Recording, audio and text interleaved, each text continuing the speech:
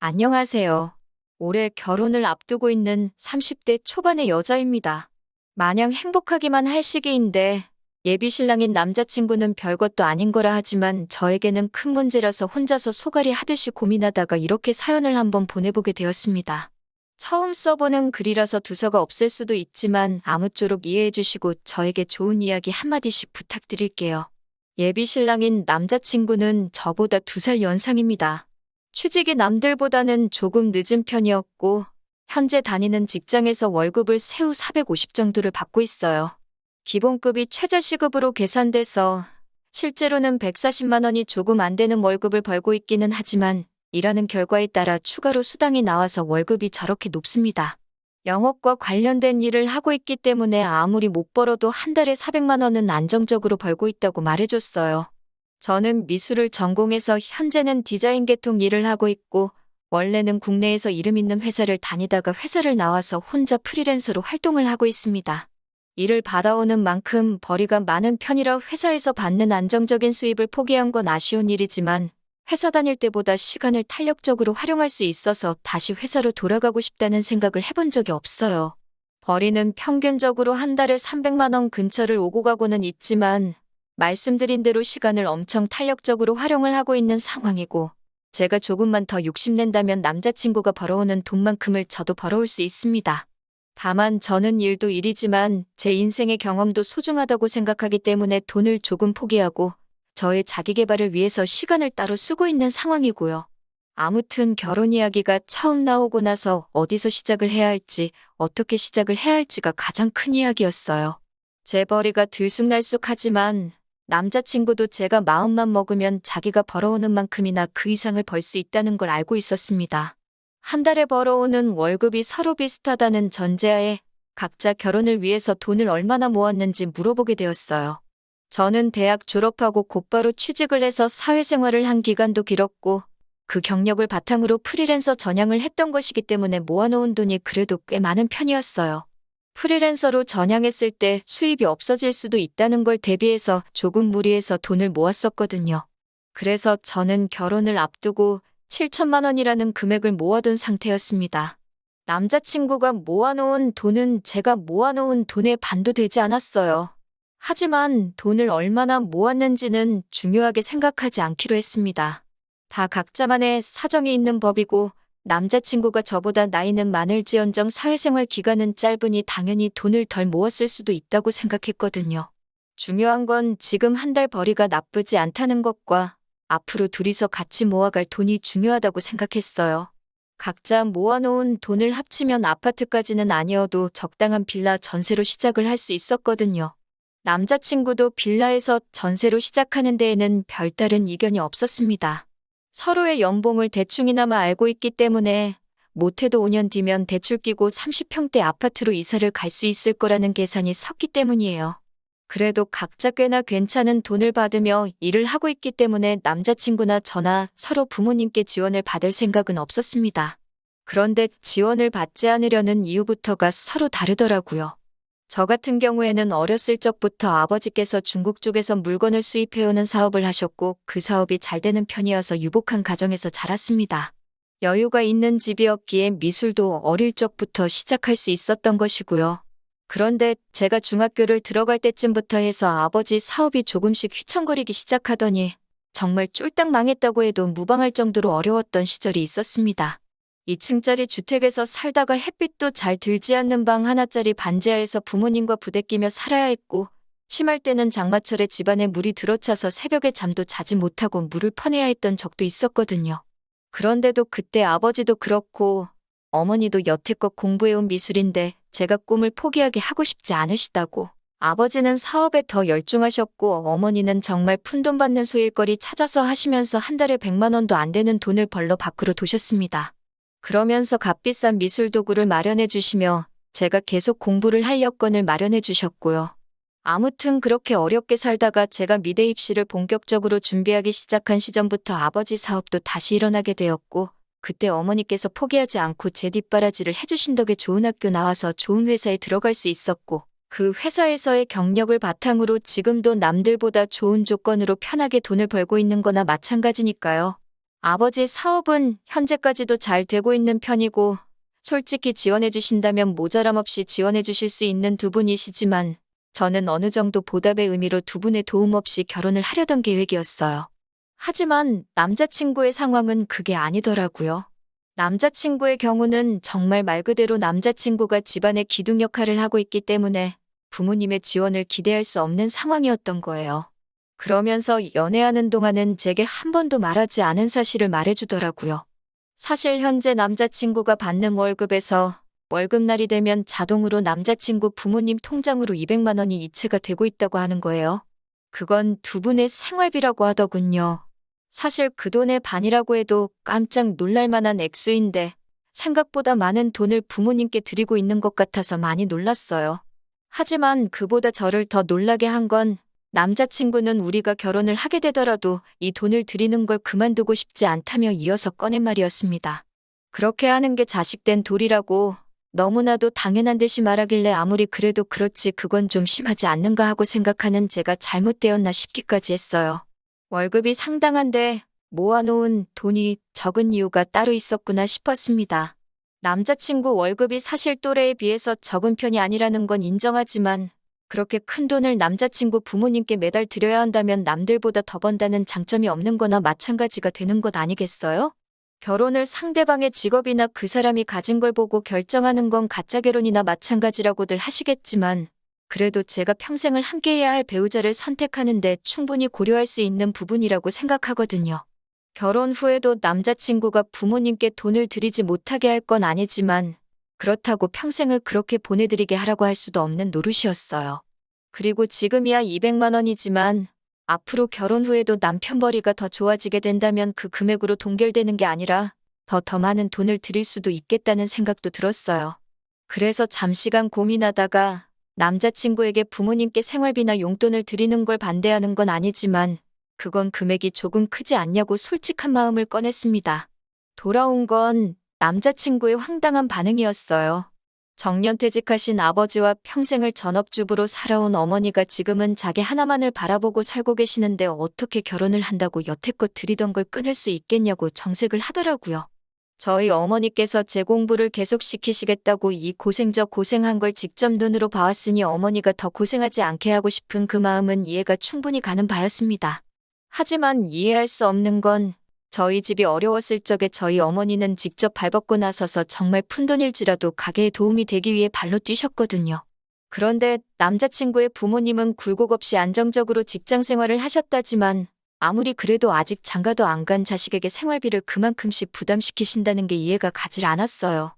반대의 입장이라면 저희 어머니께서는 분명 제가 부담을 갖게 하지 않기 위해서 다시 일을 시작하셨을 거라 믿어 의심치 않았거든요. 그래도 결혼하게 되면 시부모님이 되실 분들인데 그게 잘못되었다는 둥 말을 꺼낼 수는 없었습니다. 남자친구와 더 투닥거리 하고 싶지도 않았고요. 그래서 대충 이야기를 마무리 짓고 집으로 돌아왔습니다. 집으로 돌아오는 길에도 계속해서 머릿속에 숫자들만 오고 가고 아무리 그래도 돈을 그렇게 드리는 게 맞나 싶은 생각이 들다가 자식된 도리로 효도를 못하게 할 수도 없는 노릇 아닌가 하는 생각을 하다가 그렇게 갈팡질팡 한참을 생각하고 있었습니다. 남자친구 말에 그러겠다 대답을 한 적이 없으니 남자친구도 제 대답을 기다리고 있을 거예요. 다행히 영업 관련 일을 하고 있는 남자친구 직업 특성상 이번 주 내내 도통 시간이 나지 않는다 하여 아직 대답은 하지 않았어요. 하지만 제가 언제까지 피한다고 피해지는 사이도 아니고 그렇게 하자고 하기도 그렇고 그렇게 하지 말자고 하기도 그런 상황입니다. 정말 어떤 대답을 하는 게 가장 좋을까 벌써부터 걱정이 되네요. 어떻게 해야 하는 게 좋은 건가요? 정말 머릿속에 생각이 많아 정리도 안 되고 스트레스만 쌓여갑니다. 안녕하세요. 남자친구가 결혼 후에 부모님께 생활비로 200씩 보내겠다는 말에 스트레스를 받고 있던 예비 신부입니다. 남자친구와 완벽하게 이별하게 되어서 후기를 보내달라는 요청에 이렇게 다시 한 번 더 펜을 들었습니다. 아무튼 남자친구와 그 이야기를 나눈 뒤로 어떻게 운이 좋았던 건지 남자친구의 일이 바빠져 시간을 벌 수 있었어요. 시간적으로 여유가 생겼지만 혼자서 고민하면 할수록 일만 복잡해지는 것 같고 뭐가 정답인지도 모르겠더라고요. 결국 혼자 고민하다가 이 사실을 부모님께 털어놓게 되었습니다. 부모님이 굉장히 안 좋아하실 거라고 생각했는데 생각외로 저희 부모님께서는 좋은 점만 봐주시려고 하더라고요. 젊은 사람이 하고 싶은 것도 많았을 텐데 그런 큰 돈을 부모님께 드리기까지 많은 고민이 있었을 거라 하시면서 말이지요. 결국 자기 부모에게 잘하는 사람은 배우자의 부모에게도 똑같이 효도를 할 것이라고 하시며 그래도 어른을 공경하는 사람을 사위로 받아들이게 되어 얼마나 다행이냐고 하시더라고요. 저희 부모님께서 제게 제안을 하나 하셨고 저는 그 제안을 듣자마자 이 기쁜 소식을 남자친구에게 알려야겠다 싶어서 그동안 이 핑계 저 핑계를 대며 만남을 피해왔던 남자친구에게 곧바로 연락을 했습니다. 남자친구가 눈치가 없는 편이었기 때문에 제가 그동안 그런 고민으로 만남을 피해왔다는 생각은 전혀 하지 못했나 봐요. 그래서 평소처럼 만나 데이트를 즐기다가 남자친구에게 제가 먼저 말을 건넸지요. 오빠가 결혼 후에 부모님께 200만 원을 드린다는 말을 집에서 곰곰이 생각해봤다고 말을 꺼내니 이제 와서 또 그 이야기를 하냐는 듯한 반응을 보이며 짜증을 내더라고요. 다 끝난 이야기 아니냐. 이 이야기에 대해서 더 이야기를 하고 싶지는 않다는 식으로 말을 꺼내는 걸 보니 이제 와서 생각해보면 남자친구 본인도 자기가 얼마나 말도 안 되는 이야기를 꺼냈는지 어렴풋이 알고 있었던 것 같아요. 아무튼 저도 아랑곳하지 않고 저희 이야기를 이어갔습니다. 저도 결혼을 하고 나면 오빠와 똑같이 부모님에게 200만 원씩을 드려야겠다고요. 자기 부모님한테는 금액적인 조정 없이 여태 드리던 대로 200을 주겠다던 남자친구의 말과는 달리 제가 제 손으로 번 돈을 가지고 저희 부모님께 돈을 드리겠다는 말에 남자친구는 어이없다는 반응을 먼저 보였습니다. 처음으로 꼬투리 잡는 게 제 월급이었어요. 저는 자기보다 돈을 적게 버는 편이니 당연히 그 금액이 커서는 안 된다고 비율상으로 맞지 않는다고 하더라고요. 그런 부분은 제가 일을 조금만 더 하면 오빠가 버는 만큼 벌 수 있으니 걱정하지 말라고 했어요. 그랬더니 이번에는 저희 부모님 이야기를 들먹이더라고요. 자기 부모님은 아버지는 정년퇴직을 하셨고 어머니는 전업주부로 살아왔기에 자기가 돈을 드리는 게 당연하지만 저희 부모님 같은 경우에는 사업체도 가지고 있고 아직 현역이지 않으시냐. 형편도 좋으신데 저희 월급을 그만큼 보태나 안 보태나 큰 차이가 없는 거 아니냐고요. 그래서 저는 알겠다고 대답했습니다. 그리고 저희 부모님께서 하신 제안을 남자친구 앞에 꺼냈어요. 오빠가 부모님께 잘 하고 싶다는 말을 듣고 우리 부모님께서 집을 지원해 주시기로 했다고요. 그래서 집을 그냥 받는 대신에 오빠가 부모님께 주는 만큼의 돈을 저도 드리고 싶어서 꺼내본 이야기다 말해줬어요. 그랬더니 오빠는 당장에 한 달에 200만 원씩 드린다는 이야기를 저희 부모님과 이미 이야기를 나눴는지 물어보더라고요. 그런 이야기는 따로 나눈 적이 없다. 돈을 드리는 건 순전히 나 혼자만의 생각이다 이야기를 하니 안도의 한숨을 내쉬더라고요. 그러자 오빠는 저희 부모님이 여유가 돼서 집을 해주신다는데 너가 그런 큰 금액을 드릴 이유가 뭐가 있겠냐고 하더라고요. 요즘 100세 시대라는데 200만 원씩 40년을 드리면 1년 12달에 40년, 그 돈만 해도 10억이 가까운 돈이라면서 말도 안 되는 소리라고 하더라고요. 그 돈이면 그냥 대출받아서 10억짜리 집을 사고 말겠다 하면서 저보고 계산을 못한다는 식으로 말을 하더라고요. 솔직히 어이가 없었습니다. 제가 그렇게 말을 꺼낸 것도 남자친구를 떠보기 위해 꺼낸 말이었는데 100세 시대 운운하면서 말도 안 되는 계산을 하는 게 어이가 없었어요. 남자친구 계산이 틀린 건 아닌데 그 계산대로라면 남자친구는 자기 부모님한테 10억을 주겠다고 저한테 이미 선언한 거나 마찬가지잖아요? 저는 집이라도 받아오겠지만 남자친구는 그냥 생 돈을 부모님께 그대로 드리는 거나 마찬가지였으니까요. 이미 남자친구가 저희 부모님께 돈을 드리는 게 말도 안 된다는 식으로 처음 말을 꺼냈을 때 이미 이 남자와 결혼하겠다는 마음을 정리했어요. 저희 부모님의 제안을 마음을 정리한 뒤에 말한 것도 정말 어디까지 썩어빠진 거 지근성을 가지고 있나 떠보기 위함이었지요.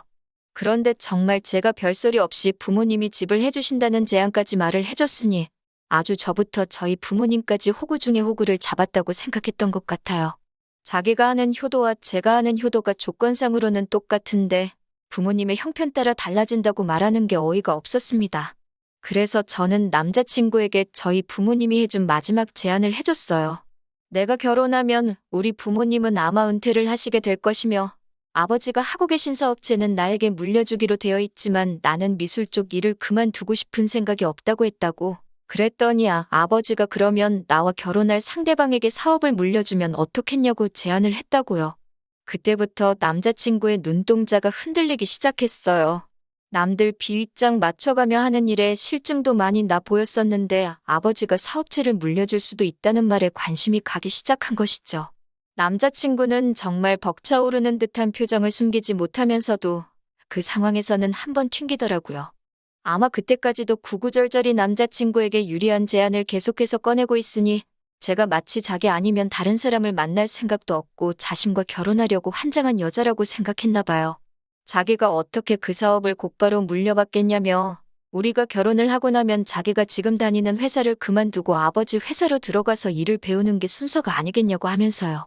그러면서도 그렇게 자기에게 유리한 제안을 들려줬는데도 끝까지 부모님 용돈 드리는 이야기에 대해서 다시 생각해보려 하는 모습은 하나도 없더군요.